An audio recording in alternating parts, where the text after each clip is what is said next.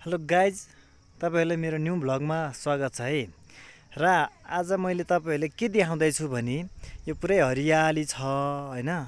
यो हरियाली चाहिँ के हो भने जुन हामीले मुडेका आलु भनेर खाइने छौँ, जुन मुडेका आलु एकदम राम्रो मिठो भन्छौँ नि, त्यही मुडेका आलुबारी चाहिँ देखाइरहेको छु है तपाईँहरूलाई आज म। र यो मुडेका आलुबारी चाहिँ दोलखा जिल्ला सैलुङ गाउँपालिकामा रहेको छ हैन।